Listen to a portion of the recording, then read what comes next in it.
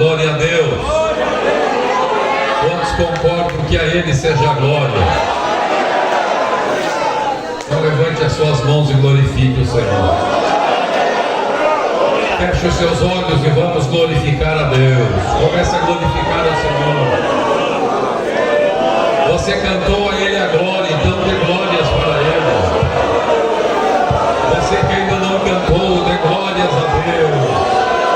Você que está nos visitando, dê glórias a Deus. Toda a igreja em pé, todos em pé, glorificando o nome do Senhor. Todos em pé, enaltecendo o nome do Senhor Jesus Cristo. A Ele a honra, a Ele a glória, Senhor. Estamos aqui para te glorificar nesta noite. Espírito de Deus, o Senhor veio ao mundo para glorificar o nome do Filho. Nesta noite glorifica o nome do Filho, glorifica o nome do Filho, glorifica o nome do Filho, glorifica o nome do Filho, glorifica o nome do Filho. Vamos te glorificar, ó Senhor. Espírito de Deus, nos ajuda a glorificar o nome do Filho. Espírito de Deus, glorificado seja o nome do Filho.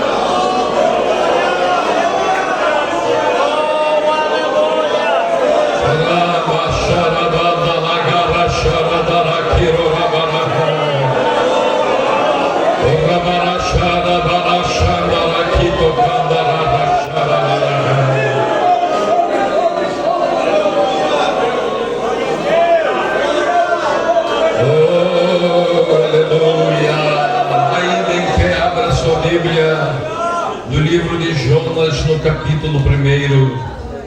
Oh, aleluia. Imaginava falar outra mensagem, outra palavra, mas claramente me veio o coração que devo ministrar conforme o que está escrito nesta passagem da Escritura. Jonas, no capítulo 1 e o versículo 8. Vamos ler o que diz a santa e imutável palavra de Deus. Diz assim: então lhe disseram: declara-nos agora por causa de quem nos sobreveio este mal. Que ocupação é a tua? De onde vens? Qual a tua terra? E de que povo és tu? Ele lhes respondeu: sou hebreu e temo ao Senhor, o Deus do céu, que fez o mar e a terra. Então os homens ficaram possuídos de grande temor e lhe disseram: que é isto que fizeste? Pois sabiam os homens que ele fugia da presença do Senhor, porque lhe havia declarado. Amém. Glórias a Deus. Podemos nos assentar, meus amados irmãos.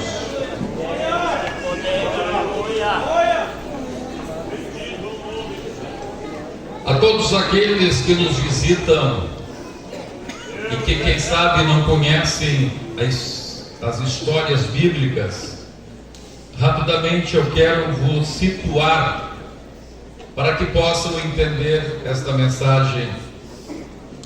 A palavra de Deus está falando aqui de um homem chamado Jonas. Jonas era um hebreu, era do povo de Israel. E ao norte de Israel, havia um outro povo, chamado povo assírio. E este povo era tremendamente cruel. Eles invadiam as nações vizinhas a partir da sua capital, que era Nínive, e eles faziam muitos males. Eles eram cruéis com aqueles que eram derrotados. E diz a palavra de Deus que em um determinado momento Deus fala a um profeta chamado Jonas, que Jonas deveria ir até a capital dos assírios, deste povo terrivelmente mau, e que todas as nações da volta não gostavam deles. Eles eram pela sua crueldade, odiados pelas demais nações, pelos demais povos. E Deus diz para Jonas: vai até esta cidade de Nínive e diz que eu vou executar juízo sobre eles. Vou executar juízo sobre a maldade deles. Jonas, a princípio, pensou: ó, que bom, esse povo vai ser destruído. Mas depois, Jonas pensou o seguinte: e se eu chegar lá e pregar, e esse pessoal se arrepender? Se Deus quer destruí-los, que destrua. Mas vá que eu diga para eles que Deus vai destruí-los e eles se arrependam. Eu sei que Deus é misericordioso. Aí Deus pode perdoar esses safados aí. E aí? Aí Deus perdoa. Duas coisas ruins o Jonas pensou. Primeiro, eles não vão ser destruídos. E eu estava louco que eles fossem destruídos. Louco de vontade disso. E a segunda coisa é que aí eu vou ficar para o mentiroso. Porque eu vou dizer para eles que Deus vai destruí-los. Aí Deus perdoa e não destrói. Eu fico de mentiroso. Eu fico mal. Sabe de uma coisa? Eu vou fugir. E em vez de comprar passagem para ir para Nínive, ele comprou passagem para ir para o fim do mundo. Ele foi para o fim do mundo. Onde era o fim do mundo então? O fim do mundo de então era a Espanha. Porque depois da Península Ibérica tem o Oceano Atlântico, só a América. E naquele tempo eles não sabiam que tinha América. Então para eles, Espanha era o fim do mundo. E ele pensou: eu vou lá para o fim do mundo. Eu prefiro ir para o fim do mundo do que pregar para essa gente.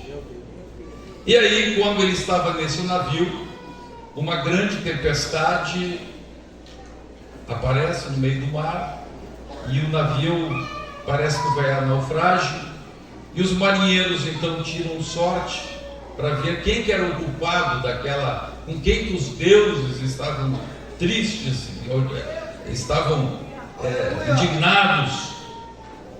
E então a sorte cai para Jonas. E aí eles fazem essa pergunta que nós lemos aqui agora. Agora você está localizado na história.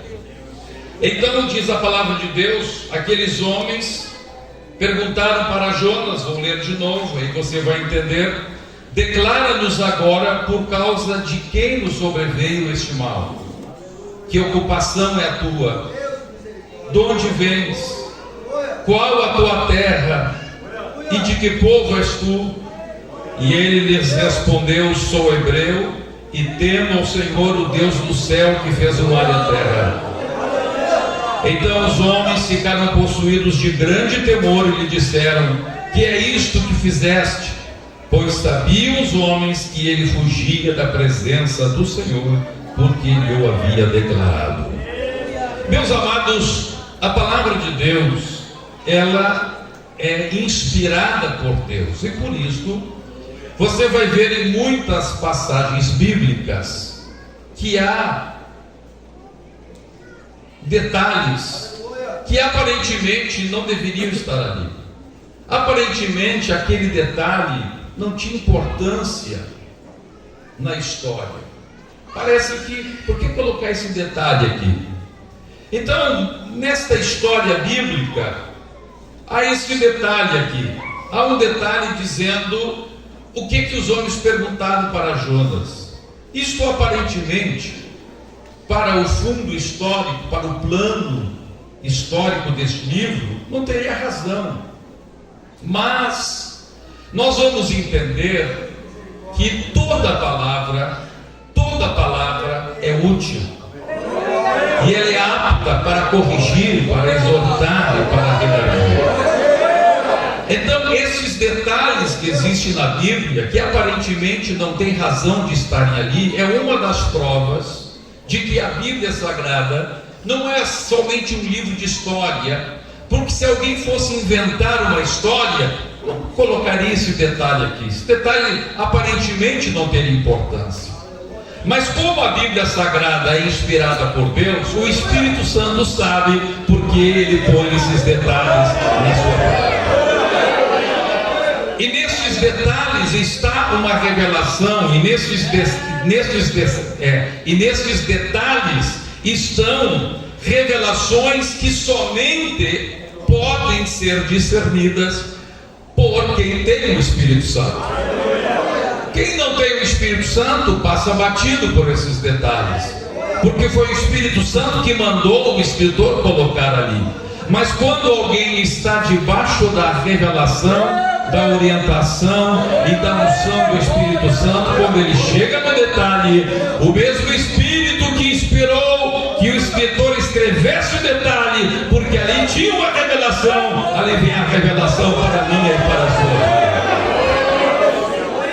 E a palavra de Deus aqui nos traz esse detalhe importante, o detalhe da pergunta, de 4 perguntas que foram feitas para Jonas. E por que o Espírito Santo coloca estas perguntas que aparentemente não vão fazer nenhuma conexão com o restante do livro? Parece que está fora do contexto, porque depois nenhuma dessas perguntas é tratada no livro. Mas o Espírito de Deus inspirou o escritor a escrever isto. Isto deveria estar escrito na palavra de Deus, porque estas 4 perguntas são perguntas que definem a nossa vida. Estas 4 perguntas devem ser respondidas por cada um de nós a cada dia. Se nós perguntarmos para nós mesmos estas 4 perguntas, e se nós respondermos de forma adequada estas 4 perguntas, conforme a revelação da palavra de Deus, nós estaremos firmes no caminho e jamais seremos abalados, jamais faremos o que Jonas fez, jamais estaremos em uma situação miserável como aquela que Jonas estava, sendo vomitado pelos homens, sendo vomitado pelos marinheiros quando jogaram no mar para ser engolido por um peixe. Meus amados irmãos, quantas pessoas hoje estão passando por situações terríveis.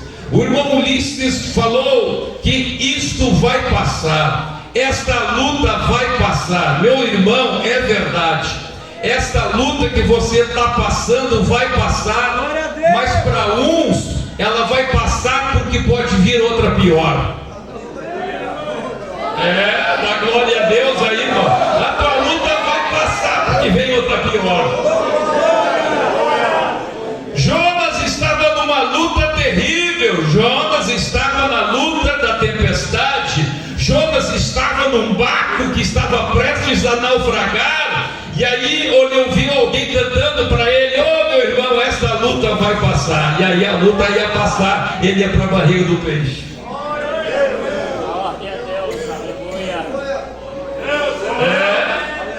Que vai passar, não sei se para melhor ou para pior, mas que vai passar, passa.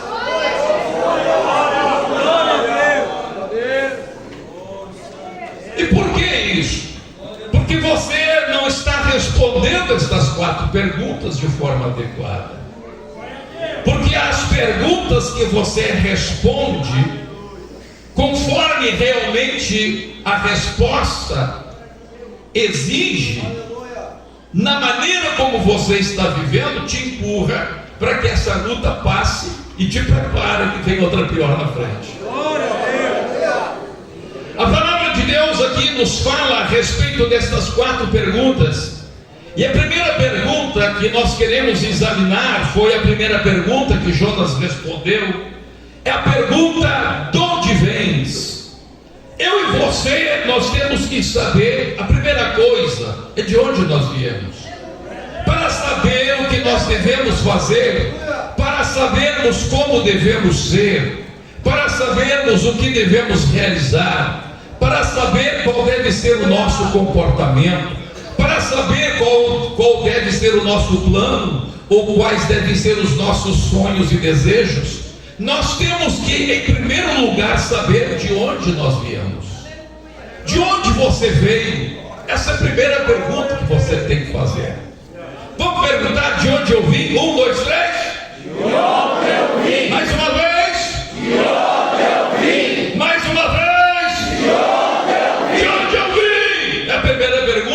você deve fazer?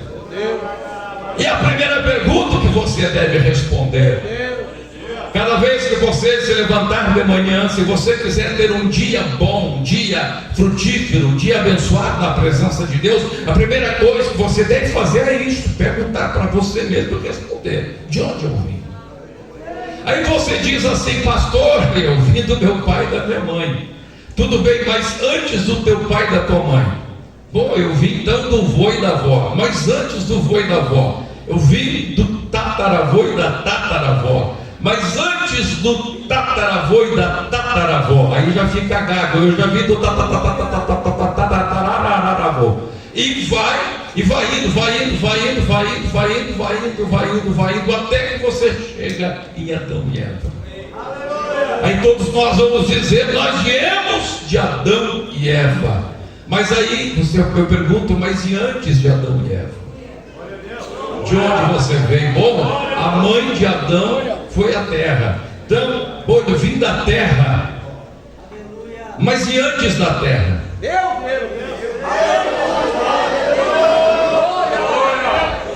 De onde nós viemos? De onde eu vim? Antes da terra da qual foi formada Adão, e por isso nós todos viemos da terra. Mas antes da terra, de onde nós viemos? A palavra de Deus nos diz que antes da fundação do mundo, antes que houvesse terra, antes que houvesse carbono, antes que houvesse sódio, antes que houvesse cloro, antes que houvesse cálcio, antes que houvesse todos os elementos dos quais nós somos formados a partir da terra, antes da fundação do mundo, havia um propósito no coração de Deus. A Bíblia diz que desde antes da fundação do mundo havia no coração de Deus alguma coisa chamada igreja, chamada santos irrepreensíveis, aqueles que eram chamados para em Cristo serem santos e irrepreensíveis, para julgar o mundo e os anjos.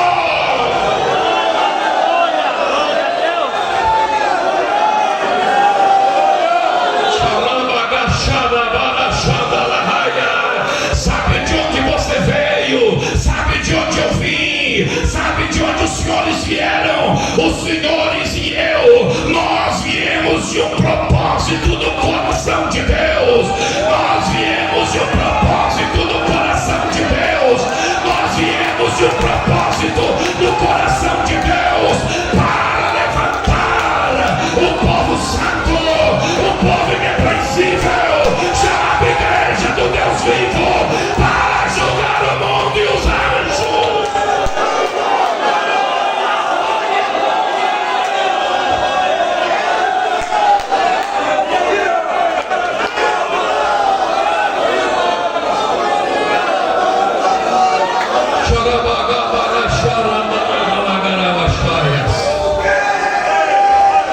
As pessoas não sabem disso. Por isso que muita gente não entende esse negócio de santidade. Ai, pastor, negócio de santidade, pastor, até eu gosto da restauração, mas é muito negócio de santidade. Para que esse negócio de santidade, pastor? Ai, pastora, nós somos jovens, para que esse negócio de santidade? Este negócio de santidade é porque este foi o propósito de Deus ao criar a terra, ao soprar sobre aquele monte de pó de barro. Este foi o propósito pelo qual Deus soprou o seu próprio Espírito sobre um boneco de barro, para levantar um povo santo e irrepreensível que vai julgar os anjos, que vai julgar os anjos decaídos. É o que diz a palavra de Deus em 1 Coríntios capítulo 6, versículo 2 e 3. É o que diz a palavra de Deus em Efésios capítulo 1, versículos 3 e 4. Em tantas outras palavras.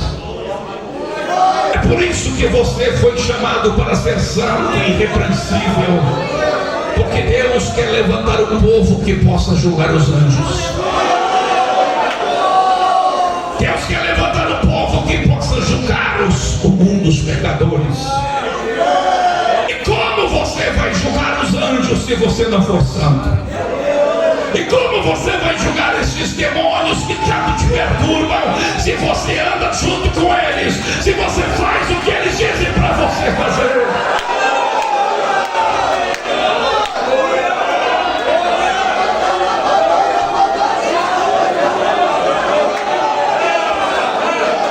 Quem quer atender o propósito de Deus para a sua vida, quem quer pedir a graça de Deus para ser santo e irrepreensível perante Ele, quem quer cumprir o propósito pelo qual Deus fez a terra, pelo qual Deus fez Adão, Deus fez o teu pai, o teu avô, o teu tataravô, quem quer, aleluia, levante as suas mãos aos céus e diga: Senhor, eu quero ser santo.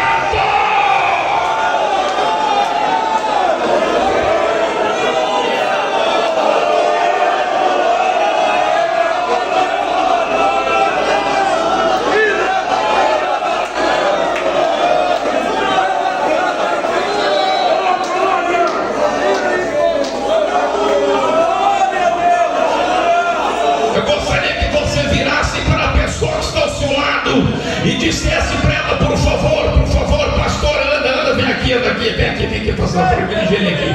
Oh, glória a Deus, oh, glória a Deus. Irmãos com irmãos, irmãs com irmãs, a não ser que seja esposa, diga para quem está ao seu lado: você veio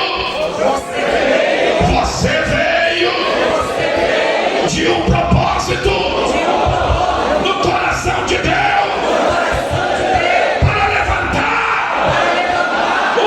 Santo, irrepreensível, que julgará o mundo e os anjos.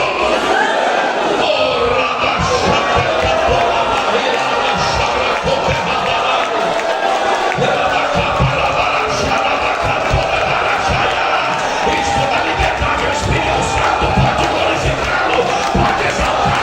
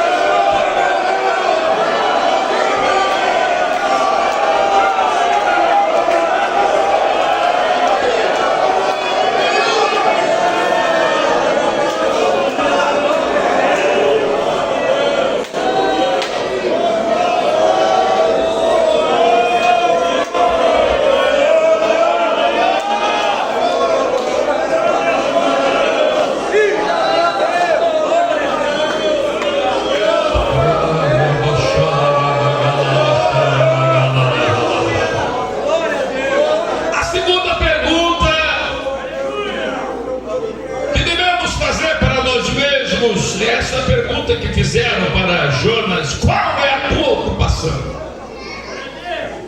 Qual é a tua ocupação? Senhor, eu sei de onde eu vim, ocupação? Qual é a tua ocupação? Aleluia.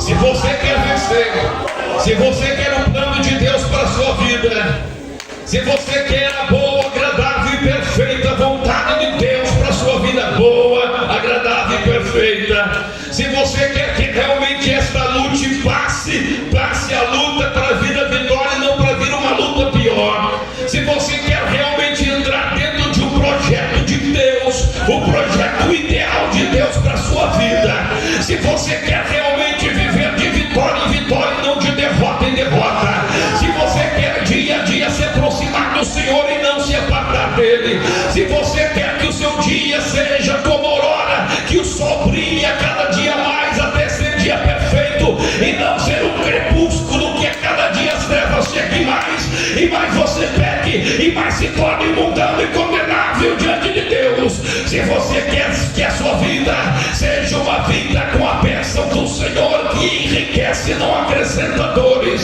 se você quer que a sua vida seja uma bênção e a tua vida seja causa de bênção para os outros, se você quer receber a água de Deus em você e do teu ventre fluir rios de água viva, você tem que saber qual é a tua ocupação.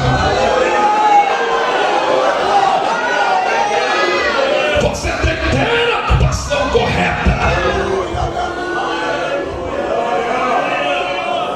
Qual é a tua ocupação? O que você faz? O que você faz? Eu tenho que entender primeiro de onde eu vim. Eu tenho que entender que eu vim de um propósito, que a razão pela qual existe é um propósito de Deus, de levantar um povo santo e reconhecido que vai julgar os anjos. Agora, qual é a minha ocupação?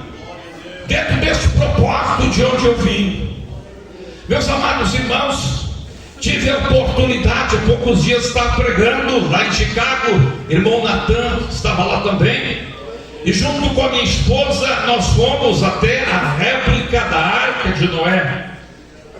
Fica ali próximo de Chicago, mais ou menos umas 5 horas de carro, mais ou menos como daqui a Porto Alegre.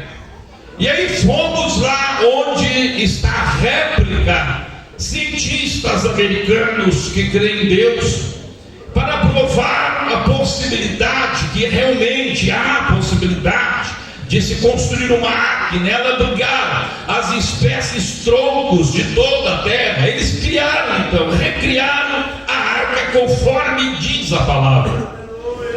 E meus amados irmãos, eu quero dizer para vocês que eu fiquei chocado quando cheguei lá, porque na minha cabeça a arca era um barquinho, um barco assim, alguma coisa, esse barquinho que a gente conhece aí, não é? Eu estava me apertado nas mãos do céu. Quando eu cheguei lá e vi aquele gigante, e vi aquele negócio monstruoso, um transatlântico, construído de madeira. Entrei lá dentro, cada viga pesa toneladas.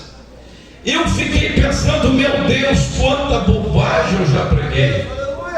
Quantas vezes que eu preguei, disse assim, irmãos, e lá estava Noé e seus filhos construindo a arca, e Noé dizia, vai lá, sei, alcance o martelo. E aí, meus irmãos, é impossível um homem com 3 filhos construir um transatlântico daqueles. Impossível, totalmente impossível. Então eu estava ali dentro, comecei a entender alguma coisa. Primeiro, eu entendi que Noé era um milionário. Primeira coisa, eu entendi que Noé era um milionário, porque para construir um negócio daqueles, o camarada tem que ter muito dinheiro, mas muito dinheiro. Noé, nós vemos pela leitura bíblica que ele descendia de uma dinastia nobre, uma dinastia de homens de Deus. Então possivelmente a sua família vinha acumulando riquezas por muitos séculos. E Noé viveu muito tempo. Eles vinham séculos acumulando riquezas, e aquela riqueza vinha passando de pai para filho. Quando chega Noé, era uma riqueza estrondosa. Ele era um homem milionário, quem sabe tinha milhares de cabeças de gado, Quem sabe tinha milhares de ovelhas, milhares de vacas. Ele era um homem muito rico, quem sabe tinha minas de ouro. E aí o Espírito Santo começou a falar comigo. O Espírito Santo começou a dizer: veja, como é que um homem pobre ia construir isso aqui? Tinha que ser um homem muito rico, de uma família muito rica. Ele tinha que empregar 100, 150 pessoas para construir uma obra daquelas. Meus irmãos, cada poste ali de dentro, aqueles postes mestres que tem no meio, faz 6 Humberto. Eu já sou meio cheinho, faço 6 de mim. Imagine para levantar aquele negócio, irmãos, com 15 metros de altura, um par destes com 15 metros de altura. Aquelas vigas, irmãos, vigas imensas, com 25 metros de comprimento. Sabe o que é uma viga? Uma viga aí de 70 centímetros por 30 de madeira, com 25 metros de comprimento. Quantas toneladas pesa um negócio desse? E olhava cada viga, disse: meu Deus do céu, que coisa impressionante isso aqui. Quantos homens trabalharam nisso aqui? Quanta gente que Noé teve que pagar? E segundo os cálculos que eles fazem lá, a partir da Bíblia, foram 75 anos de obra.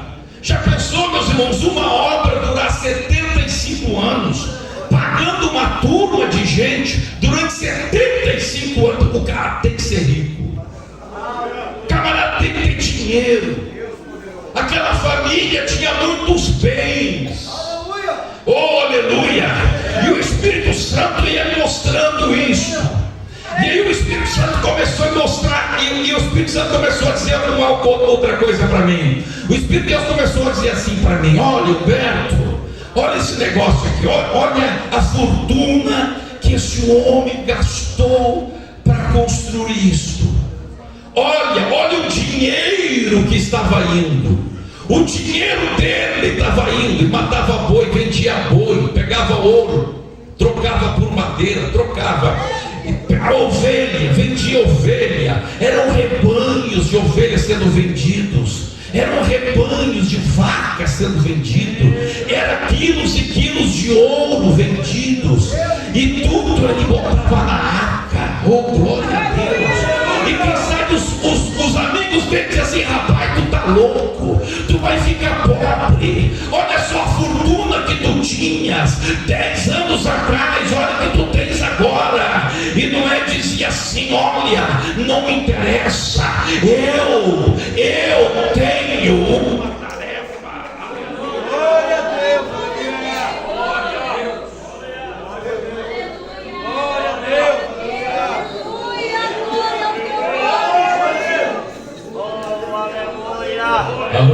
Eu tenho uma tarefa. Ah, mas Noé, nós temos uma festa agora. Eu tenho uma tarefa. Nós temos um desfile da pátria. Eu tenho uma tarefa. Nós temos uma festa. Nós temos agora, o prefeito da cidade nos convidou para uma festa para a posse dele. Ele dizia: eu tenho uma tarefa. Oh, Noé, pega o teu dinheiro e aplica aqui na bolsa de valores. Ele dizia: eu tenho uma tarefa, eu tenho uma missão, eu tenho uma visão. Mas o que é, Noé? Eu tenho que terminar essa arca. Eu tenho que terminar essa arca. Eu tenho que terminar essa arca. 30 anos. 30 anos, já pensou, meus irmãos? 30 anos fazendo uma obra. As construtoras aí fazem uma obra aí de 4, 5 anos, já estão vendendo apartamento na planta. Mas não é para fazendo uma obra gigantesca. Uma obra fantástica.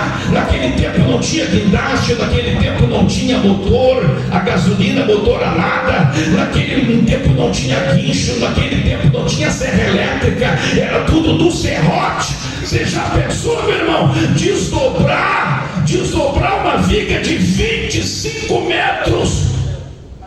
Aqui, ó, a machadinha.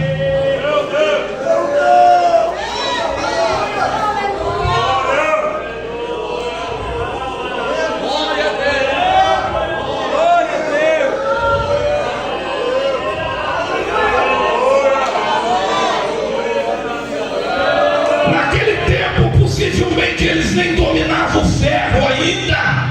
Era machadinha de pedra lascada. Não tinha prego, era tudo no encaixe. Fazer um transatlântico gigantesco queria suportar ondas de um tsunami. A Bíblia Sagrada diz que houve terremotos no mar. Quando a Bíblia diz que se abriram, se fenderam os abismos, significa que houve grandes terremotos. Esse terremoto que aconteceu lá no Japão, que devastou, matou milhares de pessoas, irmão, isso aí é cafezinho pequeno, aquele cafezinho pequeno, perto dos tsunamis que aconteceram no dilúvio.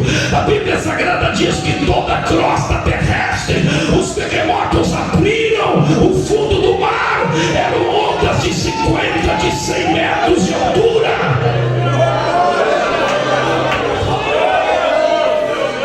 Ele tinha que fazer um barcão, um transatlântico, para resistir isso.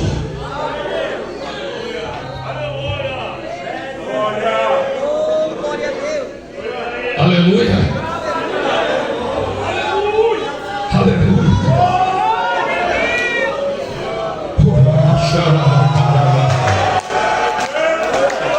Se você tem dinheiro, vale a pena comprar uma passagem de avião e ir lá em Williamstown, no estado de Indiana, outra vez.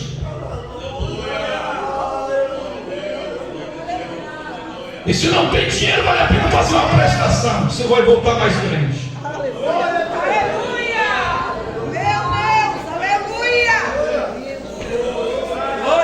Aleluia, aleluia. E o dinheiro do Noé baixando, dinheiro na conta bancária baixando. Não tinha banco, mas vamos contextualizar para hoje. O gado indo embora, a ovelha indo embora, a vaca indo embora, ouro indo embora, terreno vendendo. Noé, onde é que está botando esse dinheiro todo? Na arca.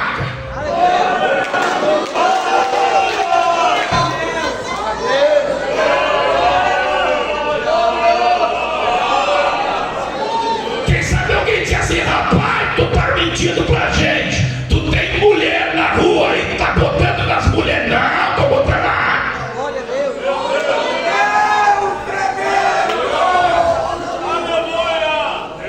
50 anos baixando. Os rebanhos não eram nem perto do que eram lá no início. Noé, chegava o parente dele lá de longe. Noé, rapaz, mas onde é que está botando teu dinheiro, rapaz? Está perdendo tudo que tu tem. Onde é? Na arca. Mas tu tá louco, rapaz. Tu tá louco, vai ver que foi um pastor que fez lavagem cerebral. Não foi pastor nenhum. É que eu conheço Deus, que Deus fez na terra. Olha só, eu sei de onde eu vim. Aleluia, eu sei de onde eu vim.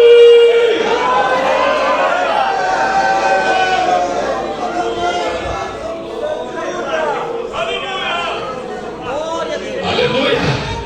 55 anos, 65 anos, 70 anos.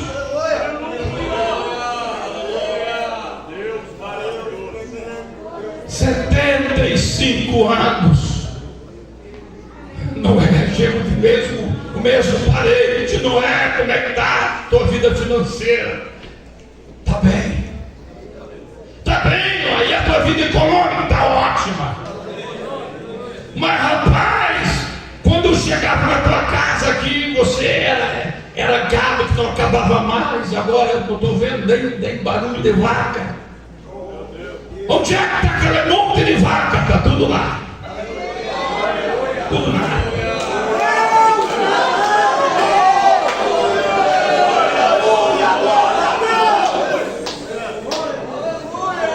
E as ovelhas que tu tinhas? Tudo lá na área. Investi tudo lá.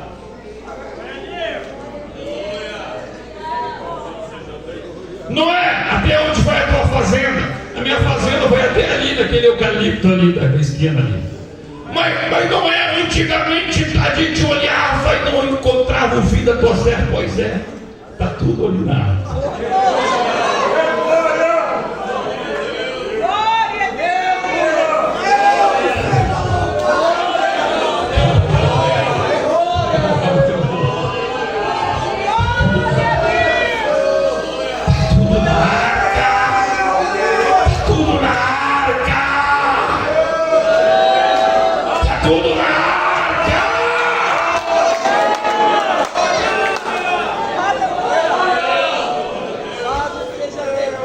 Quem sabe o parente chega para um dos empregados lá que está fazendo o arremate final, que foi passar o betume. Estava lá aquele monte de gente lá, pendurado lá com um balancinho, com andame lá dele, pintar a arca com betume, que ele trouxe a todos aquele negócio imenso. E aí chega o parente dele e pergunta para o trabalhador: e aí, rapaz, esse negócio, esse velho está louco, né? Aí você está louco ou não está louco? Não sei. Eu só sei que eu ganhei muito dinheiro com essa arca. Rapaz, mas não é trouxa mesmo, é bobalhão. Ele investindo dinheiro na arca e vocês ganhando dinheiro com a arca. Você está entendendo?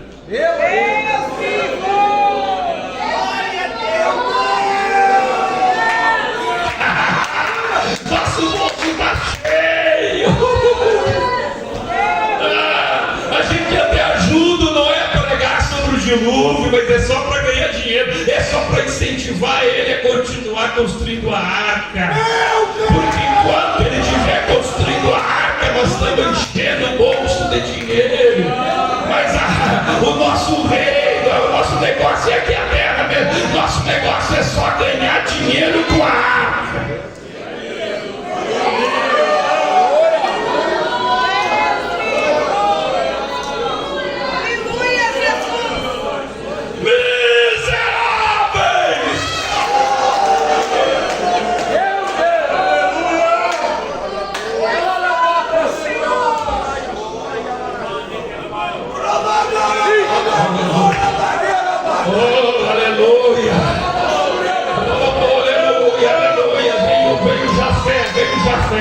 O Jafé vem conversar com Noé. E o Jafé diz assim: pai,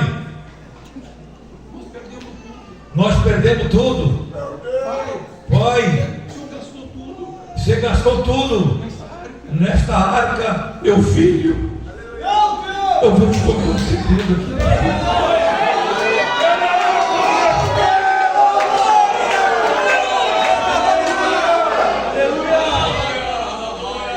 Meu filho, esta casa que a gente mora aqui ainda, essa casa que a gente mora, na verdade é a única coisa que a gente vai perder. A única coisa que a gente vai perder, meu filho, é essa casa que a gente não investiu na arca.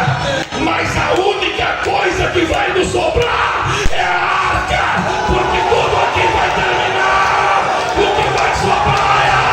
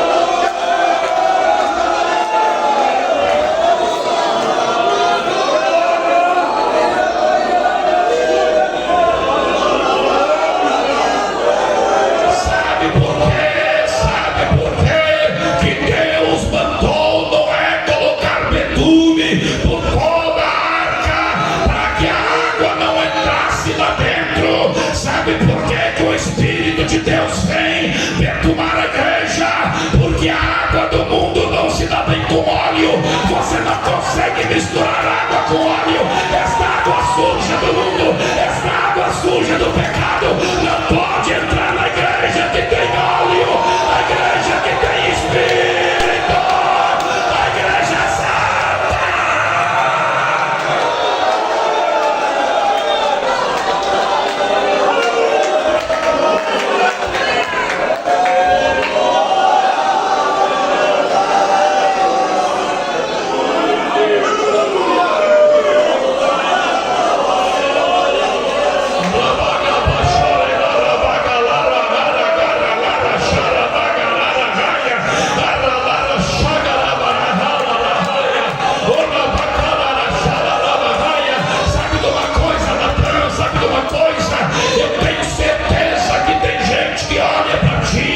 E diz assim: burro, trouxa, um guri novo, um menino novo, formado em direito, poderia ter uma carreira linda, poderia ser um juiz, poderia ser um promotor, investindo a vida dele nesse negócio de igreja, ainda vai para uma igreja de doutrina, que prega santidade. Se fosse ainda para uma igreja que prega a sua prosperidade, para enriquecer à custa dos trouxas, mas ainda lá, olha, pobrezinho, qual é o futuro dele? Não vai conseguir nenhuma moça que queira casar com ele. Olha, pobrezinho dele. Meu querido irmão, meu querido Natan, gente que quer ganhar dinheiro com a igreja, mas Deus está olhando para aqueles que querem inverter o seu tempo, inverter a sua vida, inverter os seus bens, inverter os seus projetos.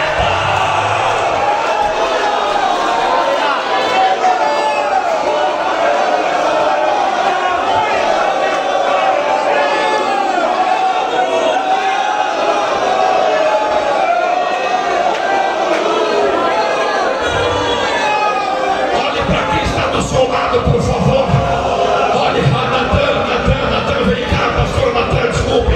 Olha aqui, pastor Natan, olha o que eu vou dizer pra ti. Diga assim pro teu irmão: olha pra quem tá do teu lado. Pega na mão dele, pega na mão dele, pega na mão dele. Diz assim: a única coisa que tu não vais perder, é o que tu investires na arca.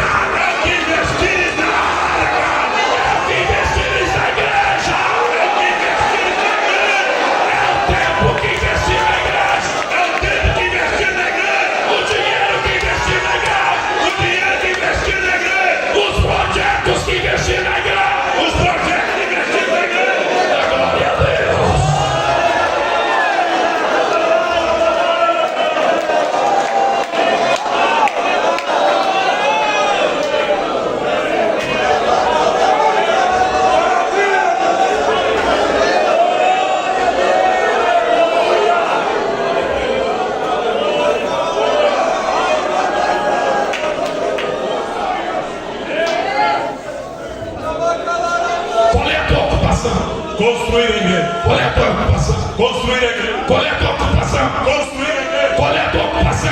Construir a igreja. Qual é a tua ocupação? Construir a igreja. Qual é a tua ocupação? Construir a igreja. Qual é a tua ocupação? Construir a igreja. Qual é a tua ocupação? Construir a igreja. Qual é a tua ocupação, Ana? Construir a igreja. Vamos juntos construir a igreja. A nossa família tem que construir.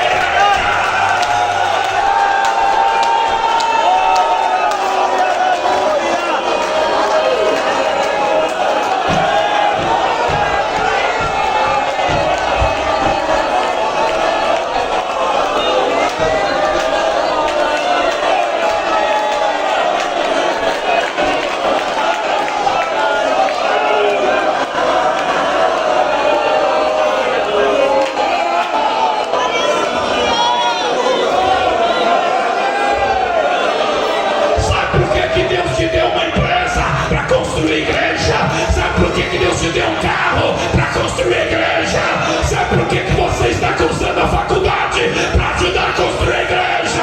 Sabe por que você casou? Para a tua família construir a igreja. Vamos construir a igreja.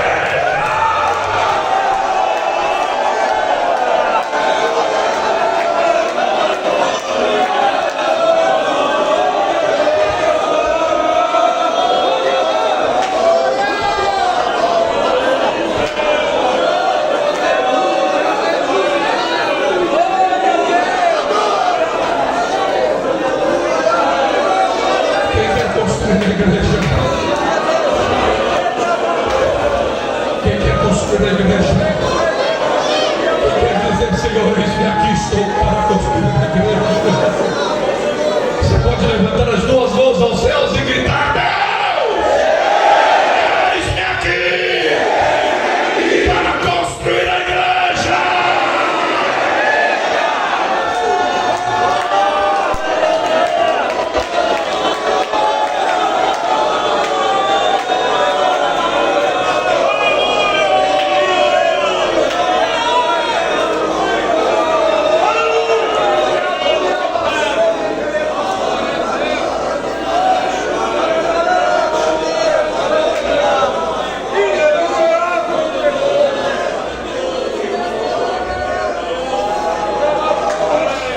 Aleluia, pastor Remício, pode colocar as duas palmas da mão para cima.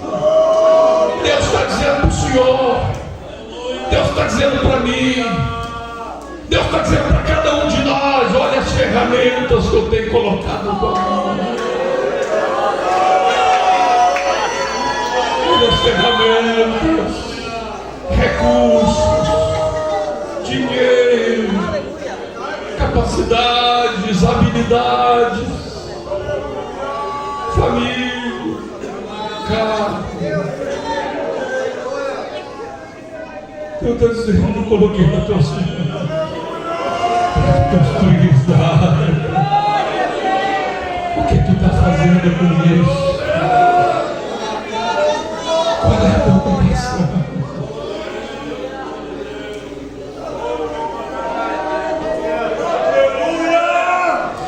Quanto tempo jogado fora? Quanto recurso jogado fora? Quanto esforço jogado fora? Pega o teu celular na mão, por favor. Pega o teu celular na mão. Pega o teu celular na mão. Pega o teu celular e diga assim: celular, celular, Deus te deu para mim, para construir a igreja.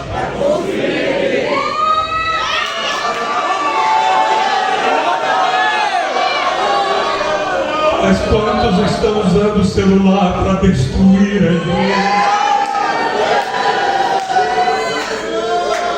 Destruir a tua vida espiritual, que é a igreja.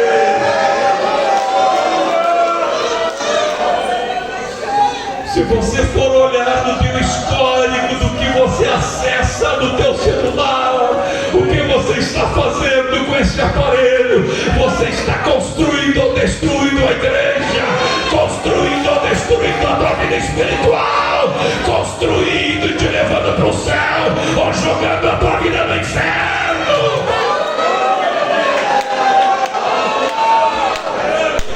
Qual é a tua ocupação?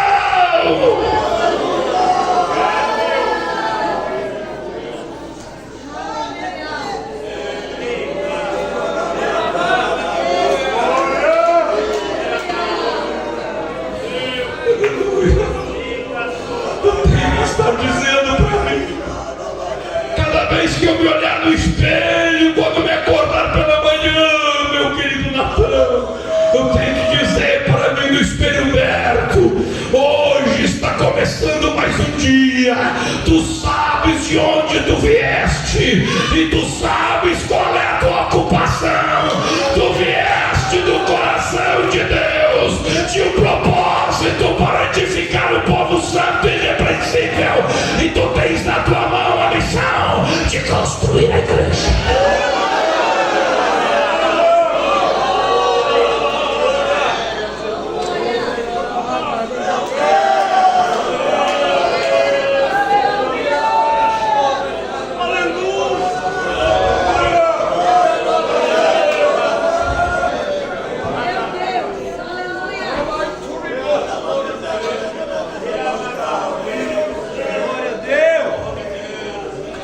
Posso terminar a mensagem ou está muito tarde?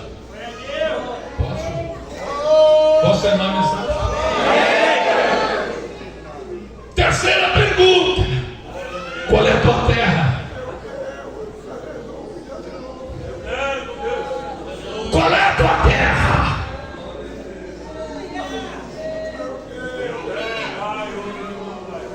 Ah, eu sou brasileiro, patriota,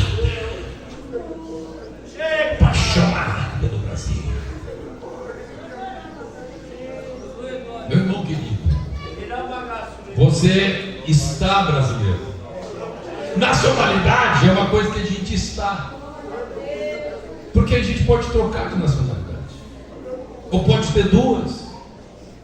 Se Deus quiser, agora no que vem, eu vou ser português também.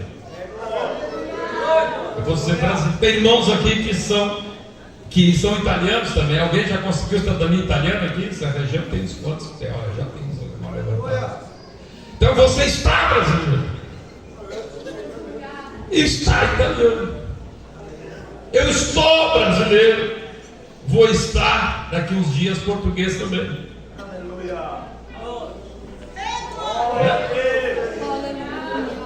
Aí quando morre, aí não é mais nada, nem brasileiro, aí vira comida de verme. Vira comida de verme.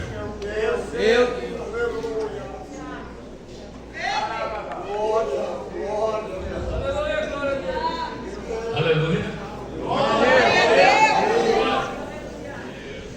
Aleluia. Qual é a tua terra? Você sabe, meus irmãos, a gente tem que pensar muito bem nesse negócio. Tem que pensar muito bem nesse negócio. Eu conheci um rapaz lá nos Estados Unidos, que ele era brasileiro. Mas ele, na cabeça dele, ele era americano. Mas era brasileiro. Chegou lá para ficar 3 meses, aí ficou ilegal, não voltou. E começou tal. E começou lá e fazer negócio e comprava negócio de lanche. E começou a ganhar dinheiro. E quanto mais ganhava dinheiro, ele mais investia, investindo, fazendo negócio, abrindo pontos aqui, ponto lá. Até que teve um dia que se envolveu num acidente. E dali surgiu um monte de incomodação na vida dele. Eu sei que ele acabou na imigração e foi deportado. Veio para o Brasil. Perdeu tudo. Tinha coisa em nome de laranja lá, e os laranjas eram uma laranjada com ele. Perdeu tudo.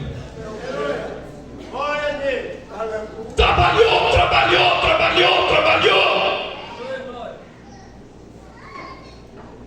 Lá andava de Mercedes, de Porsche, de aquele outro lá americano, Corvette. Só andava de carrão. Voltou para o Brasil com uma mão na frente e outra atrás. Veio andar de bicicleta. Mas, por outro lado, eu conheci também alguns brasileiros lá nos Estados Unidos que diziam o seguinte: não, eu estou aqui. Aqui não é a minha terra é o Brasil. Tudo que é dinheirinho que eles ganhavam, irmão Ulisses, mandava para o Brasil. Tudo que é dinheirinho mandava para cá. O dia que a imigração pegou eles, deportou para cá, todo o dinheiro deles estava aqui. Fazendeiro. Então lá ele andava com os carrinhos velhos, comidinha de ferrugem. Mas aqui comprou um carrão. O outro lá andava de carrão, aqui veio de bicicleta. Você está compreendendo ou não está compreendendo?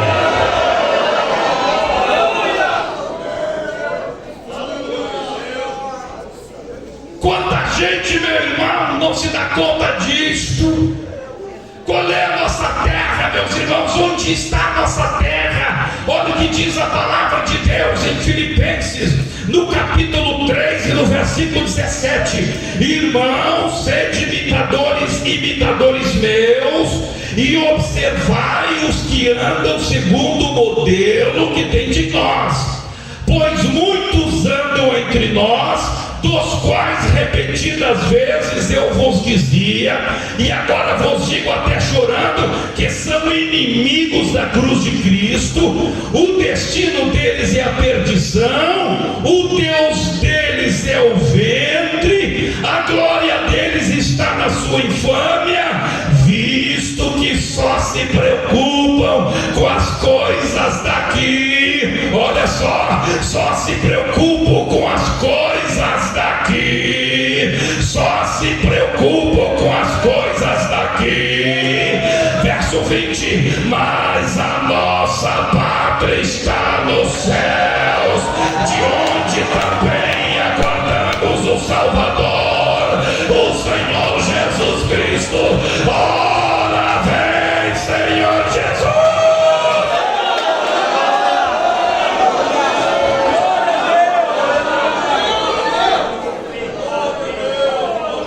Onde está a tua terra? Não pode ser desse tipo. Onde está a tua terra? Céu. Onde está a tua terra? Céu. Onde está a tua terra? No céu. Onde está a tua terra? No céu. Onde está a tua terra? No céu. Onde está a tua terra? No céu. Onde está a tua terra? Onde está a tua terra?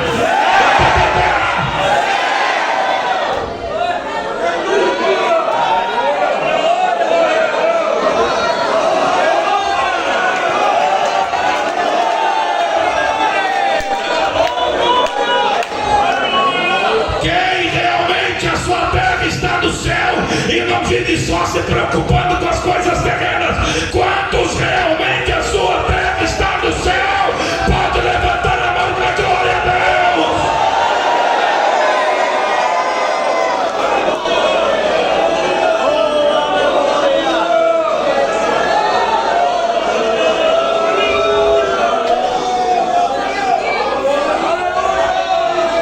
A história conta a respeito de um menino chamado Cirilo, da cidade de Alexandria, que quando tinha 12 anos foi condenado à morte na pira, ou seja, na fogueira, porque era cristão.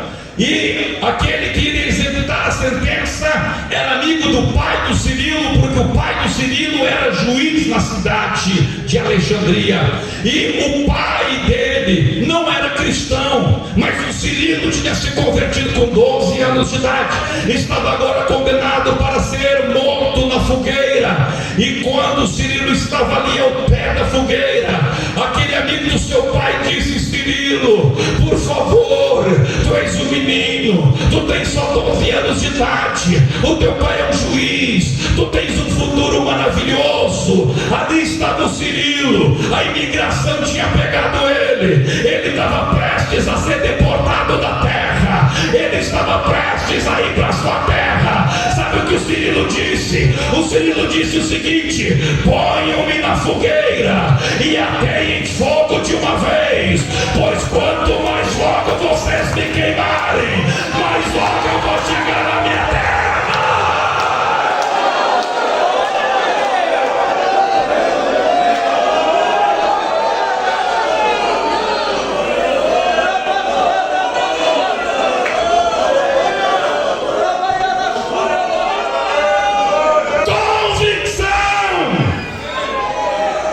A terra está lá.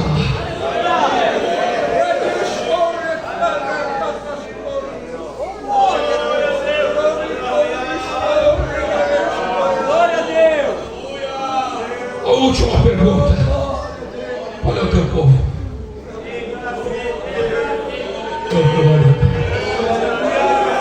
Quando eu tenho convicção de qual é o meu povo, o diabo não consegue me enganar.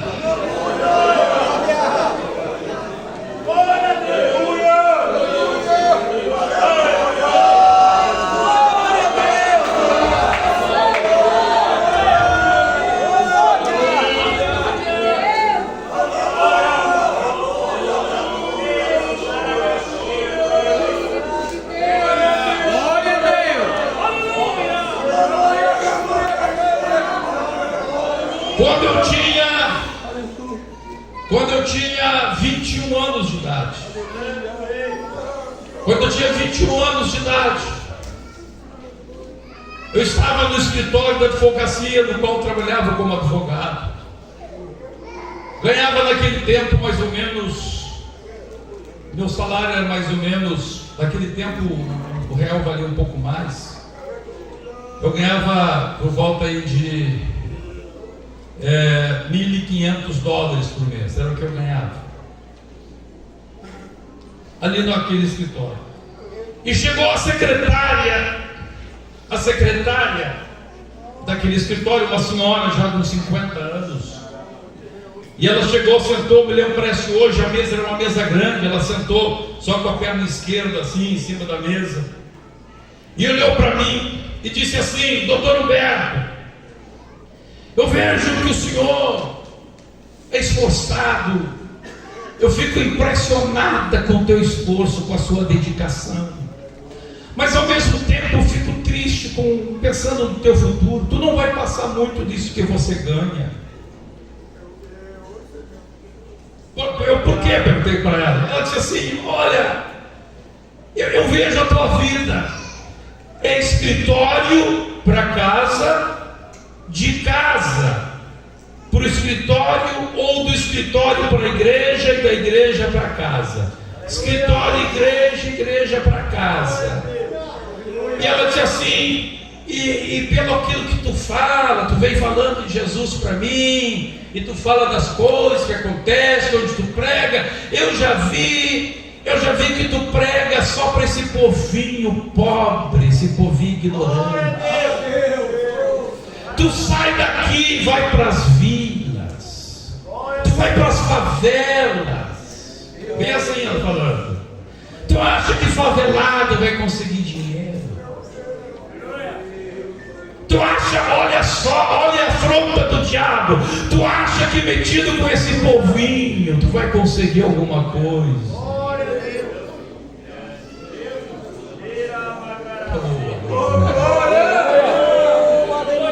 Ela disse assim: tu já viste que o doutor fulano de tal, todos os dias 5 horas em ponto, ele sai daqui? Já vi. Pois sabe para onde ele vai? Não sei. Ele vai ali para os Porto Alegre City Hotel, ele vai ali para uma happy hour, juntamente com os mega empresários, e ali ele consegue contratos de peso. Você sabe o outro? Disse no outro doutor, para onde ele vai nos fins de semana? Ele vai lá para o country club, jogar golfe com os empresários. E tu para onde vai? Tu vai para as igrejinhas.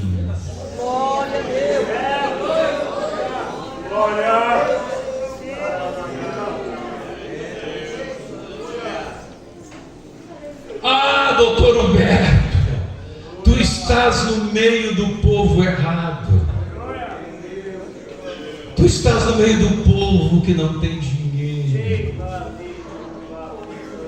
Oh, Satanás terrível. Aleluia. E quando ela falou aquilo, meus irmãos, me ferveu o sangue.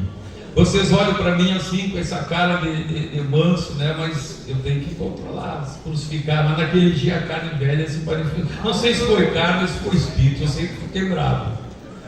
Me aqueceu as orelhas, comecei a tremer o queixo. Quando ela falou mal da igreja, achou uma igreja de povinho, irmão, me deu uma raiva. Eu me lembro que eu peguei, eu me levantei tremendo, eu arrojei a mesa, e eu cheguei até diante daquela mulher e disse aqui: olha aqui, eu quero dizer para ti que você é uma pessoa querida, mas quem está falando em ti não é tu, quem está falando em ti é o diabo. E ela disse: não, meu irmão, eu não gosto do diabo. Eu falei para ela: gostando ou não gostando do diabo, é o diabo que está falando na tua boca. E eu disse uma coisa para ela, eu disse: sabe de uma coisa, não é que eu ando no meio deste povinho, eu faço parte deste povo, eu faço parte do povo de Deus, eu tenho que andar com o meu povo.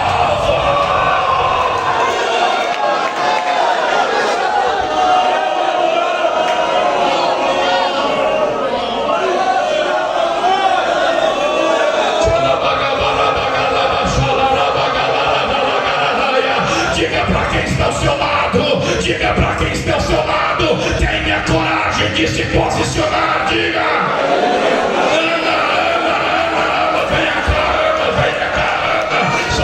sobe aqui, Ana. Tenha coragem de se posicionar. Nós somos povo de Deus. Pode te chamar de cafona, de quadrado, pode chamar, dizer que os teus cabelos grisalhos são feios. Deus ama estes cabelos e eu amo também. Pode dizer que você é cafona, pode dizer você que é um quadrado, seja o que for. Nós somos povo de Deus. Nós somos povo de Deus. Nós somos povo de Deus.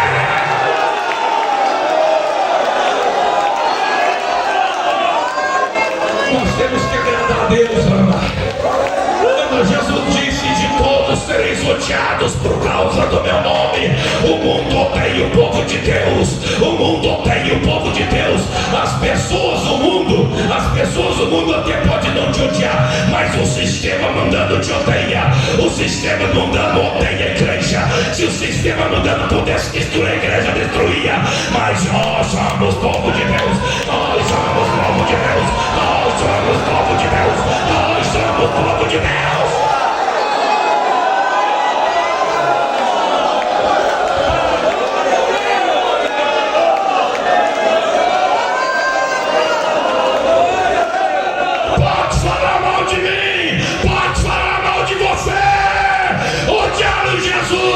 Puseram Jesus na cruz.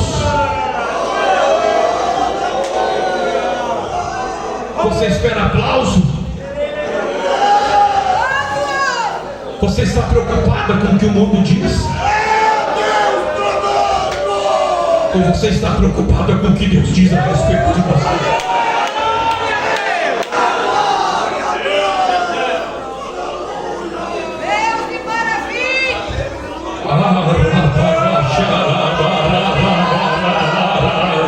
Aleluia da glória,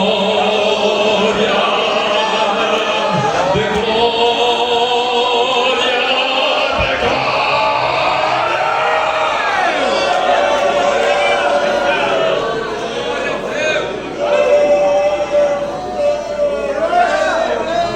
Já vou encerrar. Duas coisas fazem o povo. Duas coisas fazem o povo. É a origem genética comum. Por que, por exemplo, o povo alemão? Por que o povo alemão? Tudo são claro.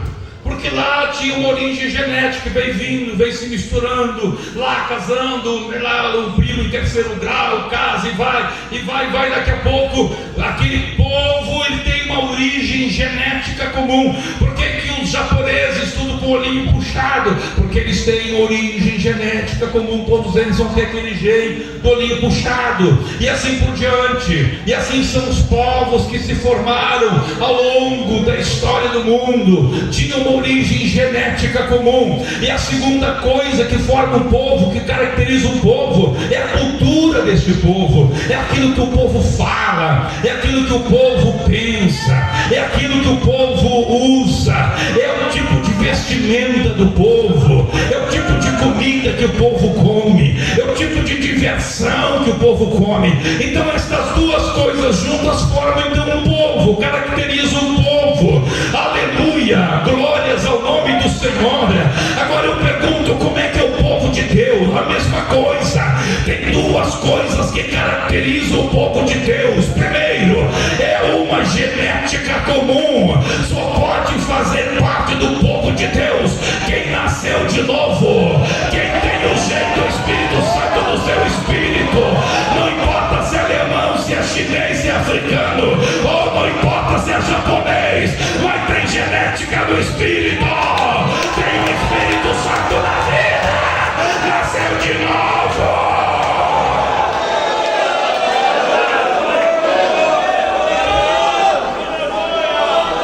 Pedro diz: fomos gerados pela palavra, e recebemos, somos coparticipantes da natureza divina. Aleluia, aleluia, aleluia. Você tem um jeito do Espírito Santo na tua vida, ou não tem?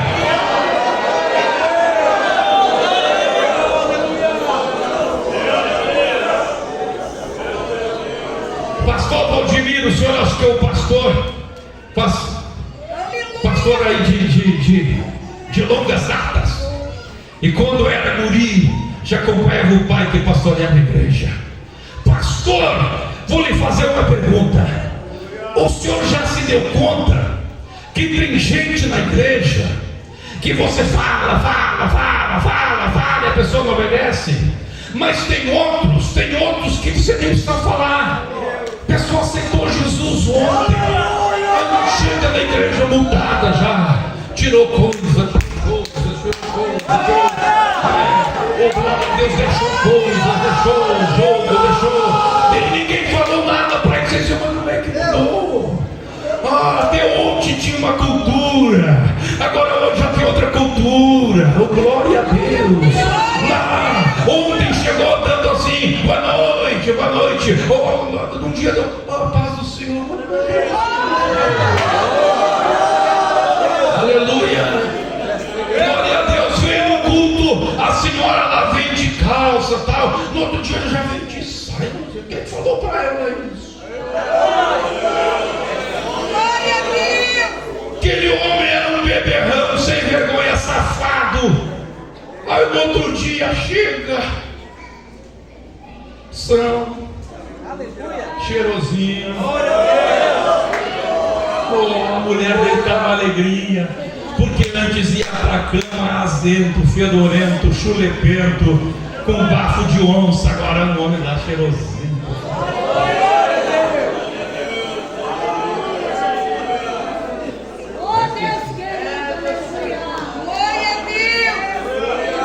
Aleluia. O que aconteceu? Como é que essa pessoa aqui mudou a cultura dele e o outro continua? Fala. Sabe por quê? É porque o nasceu de novo.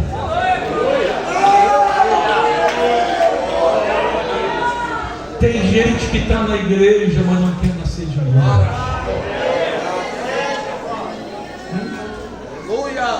Não quer nascer de novo. Está na igreja, não quer nascer de novo.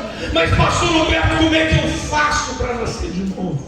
Olha, enquanto você estiver na igreja só pensando, pastor, será que isso pode? Pastor, mas só um pouquinho. Pastor, enquanto você estiver na igreja querendo agradar a ti mesmo, é que você não nasceu de novo.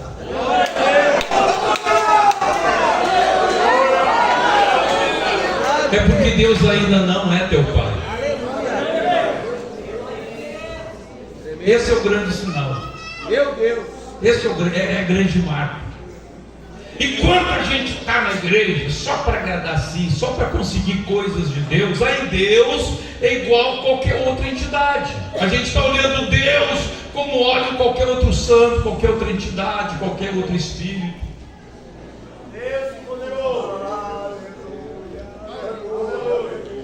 Mas quando eu olho para mim mesmo, quando a pessoa olha para a sua natureza e diz assim, eu não presto, eu preciso da natureza de Deus. A minha vida tem que ser mudada, tudo. Deus, eu quero a minha vida mudada. Deus, muda tudo. Deus, eu abro mão de tudo, Senhor. Aí Deus agarra na mão dele, me puxa. E Deus começa a levantar. E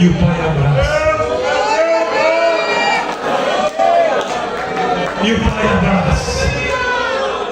Como é bom se sentir abraçado por Deus.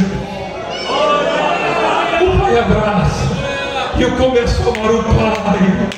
Eu começo a dizer, Deus, até onde eu te olhava querendo que tu me agradasse, mas a partir de hoje eu quero te agradar. E aí muda tudo, porque ele me agrada a Deus. Eu pergunto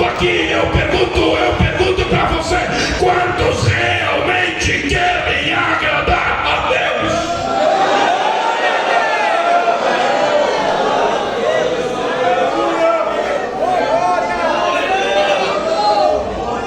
Então você nasceu de novo. Quem realmente quer agradar a Deus? Levante a mão e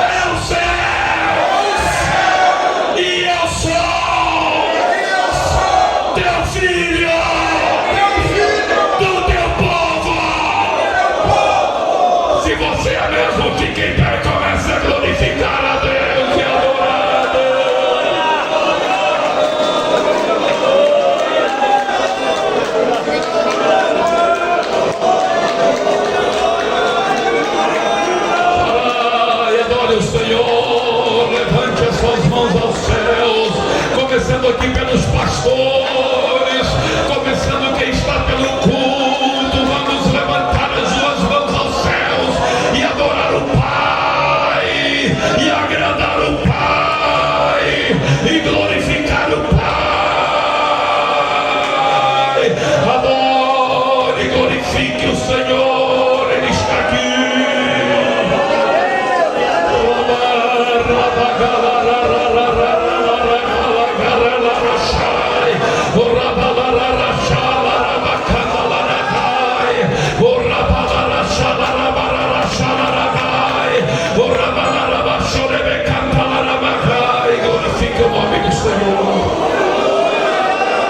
Glorifique o nome do Senhor. Glorifique o nome do Senhor. Glorifique o nome do Senhor. Glorifique o nome do Senhor. Glorifique o nome do Senhor. Glorifique o nome do Senhor. Glorifique o nome do Senhor. Glorifique o nome do Senhor.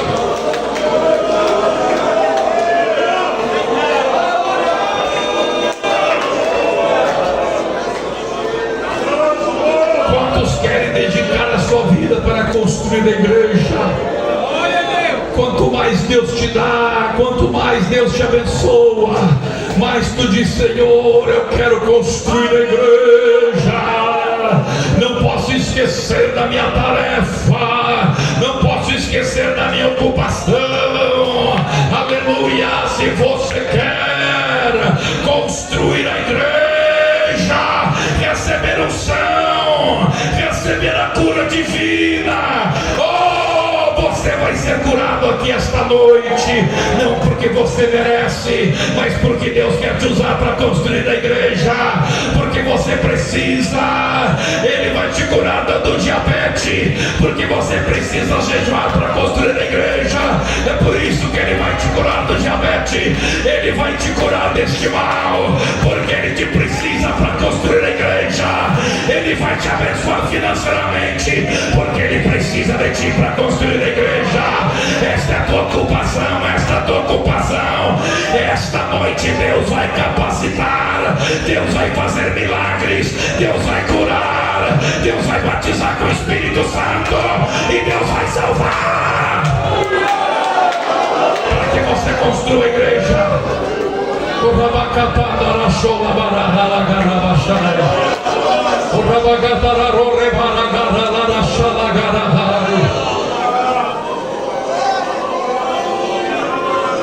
Quem quer esta noite pedir: Deus me dá graça para construir a igreja? Quem vai dizer: eis-me aqui, Senhor, eu quero construir a igreja? Você quer levantar a tua mão e dizer: Senhor, eis-me aqui, Senhor, eu quero construir a igreja, eu quero construir a igreja. Eu só vou levar aqui o que eu investi na tua palavra.